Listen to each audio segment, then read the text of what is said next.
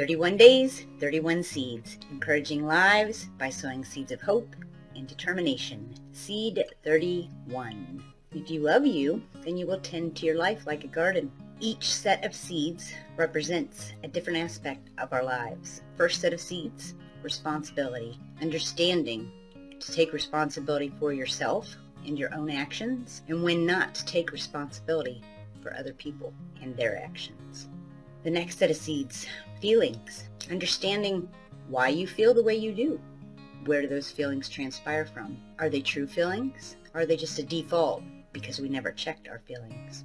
Third set of seeds, forgiveness, forgiving ourselves and forgiving other people, because whether you agree or not, it's just the healthy thing to do. Love, loving ourselves, learning how to love other people, even if that means loving ugly. The last set of seeds was belief, because once you master all the other sets of seeds, then you can decide what you want to create in your world. Life is very much like a garden, and if you don't want chaos in the garden needs to be tended. If you have a patch of responsibility over in the right corner of your garden that you've been neglecting, it's going to be overcome with weeds, and you will feel overwhelmed. If you're tending the plot of your feelings too much, and you're ignoring the plot of self-love, then again, you're going to be overcome with weeds. Life is a funny thing that even if you don't like to garden, you really need to learn how to garden the soul in life. Otherwise, we become overwhelmed. Belief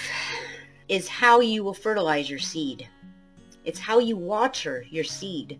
This last seed is the most vital piece of all of it, because without understanding how to believe in what you believe in, and how to understand to think differently if you need to help yourself feel better, you can't get the seed to grow.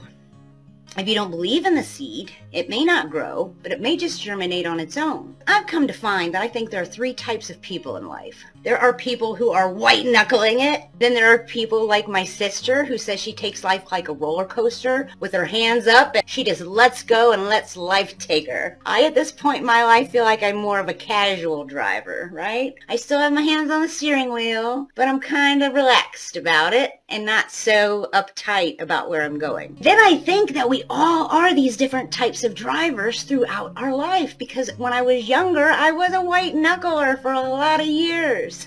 There was a conversation that came up that really caused me to think. My mind opened up really to all of this in about 2018 when I had the facial paralysis. The odd thing about the facial paralysis is it affected my speech, my language center of thinking of words. Well, when I was in the facial paralysis group, no one else expressed this. No one mentioned it. So I'm thinking, okay, is this just me feeling like I'm losing words and my words are being jumbled? And then yesterday I read an article about Bruce Willis, who I guess is needing to step down because he has aphasia. It's a part of his brain, the left side of your brain, that something has happened to, and he's losing the ability to find his words. I tell you what, since 2018, I have been struggling with that. Like, what happened? I know it's on the left side. That's where my paralysis was. And I started losing words with the paralysis. The funny thing is in 18, when this happened to me, I love words. I've told you before, I love words. I love big words. And I love fancy words. I just love words. I lost my words. I lost my ability to find certain words. Not to the point that Bruce Willis is at. Something happened. And I still struggle sometimes. What used to happen in the beginning, when someone would write something, an article or a comment on social media, and they were using these nice, beautiful words, it upset me. I would become upset. I would feel sad that I can't grasp these words anymore.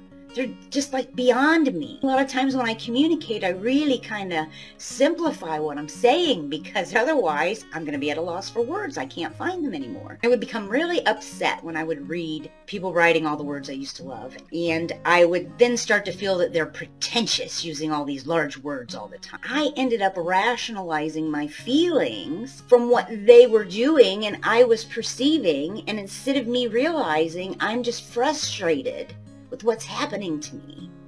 And once I started to realize that, I thought, aha, really has nothing to do with anyone else, as I've been saying. It has everything to do with me and the projector in my mind from all the life experience I have had. We can only interpret what someone is saying to us from our own life experience. And that is the truth all day long. If we don't learn responsibility, we don't learn our own feelings, we don't learn forgiveness and love and belief and how to understand why we feel the way we feel, then people can just run away with us because we project onto them and we rationalize that I am in the situation because this person, and if this person was only nicer, and the whole world's turning into these awful people, and if they were just nicer to everyone. The only person we can change is ourselves. And once we realize that the world doesn't have to be this big scary place with all these mean awful people in it, we don't have to live in a world like that. In order to not live in a world like that,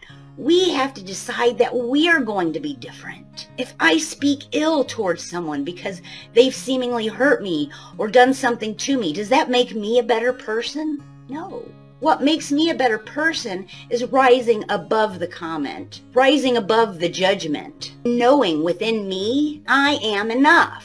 I am good enough. I am strong enough. I am beautiful enough. I am capable enough. It doesn't matter what anyone can say to me. It doesn't matter what anyone would think they could do to me, because you're not going to break my spirit. For the last seed, I just want to tell you, it took me a long time to understand these seeds myself. I'm telling you, it has completely changed my life. So I know it's true, but I know we fight it. And we can't grow all the seeds at once. If you're a new gardener, you can't grow 55 new plants you've never grown before. You just pick one.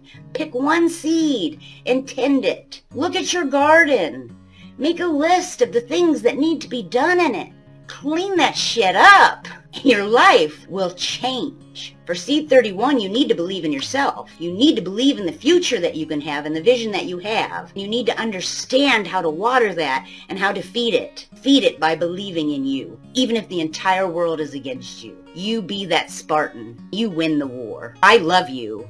And I truly want you to love you. And I want you to live the most successful life you could ever imagine. And I want you to love your life. And this is not the end of me. You will see me again. Believe in yourself. Day 31.